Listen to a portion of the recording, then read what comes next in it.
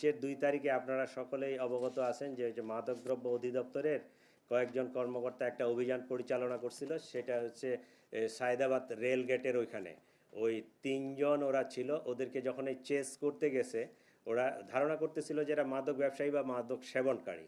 Chess করতে গেছে তখন কিন্তু গুলি করে ওরা পালাই যায়। তো আমাদের এরপরে আমরা সজলের পিছনে লোক লাগাই। এই দীর্ঘ প্রায় 4 মাসের মতো, মার্চের 2 তারিখের ঘটনা, মার্চ, এপ্রিল, মে, জুনের এই 18 তারিখে আমরা অনেক কায়দা কানুন করে তাকে ধরতে সক্ষম হয়েছি এবং পরবর্তীতে তার স্বীকারোক্ত মতে এই যে ওই বাসা থেকে 2টা পিস্তল, এই গুলি, মাদক এইগুলো উদ্ধার করা হয়েছে।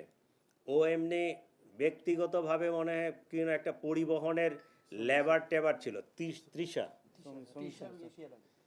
তৃষা পরিবহনের মনে হেল্পার বা এই টাইপের, কিন্তু তার আড়ালের কাজটা হচ্ছে সে সন্ত্রাসী। আমরা এই যে 77 রাউন্ড গুলি পাইছি, 5 রাউন্ড গুলি হচ্ছে পুলিশের। তার মানে পুলিশ যে গুলিগুলো ব্যবহার করে এই 5 রাউন্ড হচ্ছে পুলিশের, আর বাকি যে 72 রাউন্ড গুলি আছে এই গুলিটা পুলিশের না, এটা অন্য, ওরা হয়তো অন্যভাবে কালেক্ট করছে। মাদক উদ্ধার ও অপরাধী গ্রেফতারের জন্য পরিচালিত একটি বিশেষ অভিযান চলাকালীন 3-4 জন অজ্ঞাতনামা দুষ্কৃতিকারী মাদকদ্রব্য নিয়ন্ত্রণ অধিদপ্তরের একজন পরিদর্শককে পায়ে গুলি করে পালিয়ে যায়। উক্ত ঘটনায় ওয়ারী থানায় একটি নিয়মিত মামলা রুজু হয়। মামলাটির তদন্তকালে ওয়ারী থানা পুলিশ প্রথমে 3 জনকে গ্রেফতার এবং তাদের হেফাজত থেকে 3টি অস্ত্র উদ্ধার করে।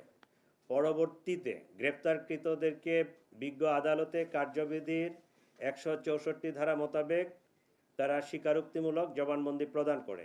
তাদের জবানবন্দিতে প্রকাশ পায় যে মাদকদ্রব্য নিয়ন্ত্রণ অধিদপ্তরের কর্মকর্তার উপর হামলায় ব্যবহৃত অস্ত্রটি সরবরাহ করেছিল ওয়ারী বিভাগের শীর্ষ সন্ত্রাসী অস্ত্র মাদকের গডফাদার সজল ওরফে অটো সজল। এরপর থেকে অটো সজলকে গ্রেফতারের জন্য ওয়ারী বিভাগের বিভিন্ন থানা পুলিশ ধারাবাহিকভাবে অভিযান শুরু করে।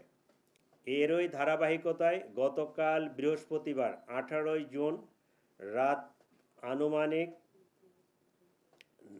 9:10 ঘটিকায় গোপন তথ্যের ভিত্তিতে যাত্রাবাড়ী থানা পুলিশের একটি চৌকস টিম যাত্রাবাড়ী থানাধীন সায়দাবাদ এলাকায় অভিযান পরিচালনা করে শীর্ষ সন্ত্রাসী সজল ওরফে অটো সজলকে গ্রেফতার করে। গ্রেপ্তারকৃত সজলকে ব্যাপক জিজ্ঞাসাবাদ করা হলে সে স্বীকার করে যে ওয়ারী বিভাগের গ্যান্ডারিয়া থানাধীন স্বামীবাগ এলাকায় তার একটি ভাড়া বাসায় বিপুল পরিমাণ অস্ত্র মাদক মজুদ রয়েছে।